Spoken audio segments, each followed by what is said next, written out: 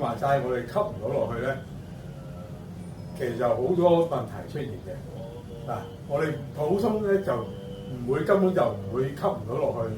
個肚嗰度，係啦。其實我哋吸氣咧就應該向下沉，吸氣上肚，呼氣縮肚，吸氣可以膨脹個人，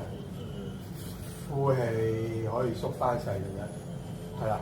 咁先啱嘅。咁我哋亦都唔應該咁樣吸氣啦，甚至乎淨係吸喺呢度啦。如果唔係咧，你個橫膈膜太緊咧，你就基本上成個人都好緊㗎，係啊，又有苦力紋啦，係嘛，咁啊條腰又會緊咗啦，胸呢度又會大咗啦，係啦，咁你呢度大咗，呢度又會大咗喎，係咁，所以咧就好大問題㗎。咁都係啦，你吸唔到落去，你想冥想啊、靜坐啊、嗌交啊，咁都搞唔掂㗎，係啊。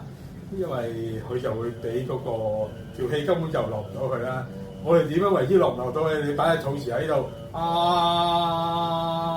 咁樣咧，你其實應該呢度咧一定會有反應嘅，即係因為我哋條脷咧起碼嚟到呢度，我哋應該會頂起咗咁樣先係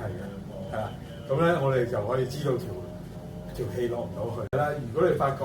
你點都係做唔到吸氣脹肚咧，除咗你個呼吸唔識做之外咧，咁應該多數都係你個骨架歪咗，所以咧你係做唔到㗎。咁你就要整下佢先得㗎啦。又或者你一邊個橫膈膜緊，一邊唔緊，或者你淨係吸到佢一邊唔得咧，都係個骨架問題㗎啦。咁我哋唔識呼吸咧，就會一來唔夠氣啦，二來就會個樣都變埋好大問題。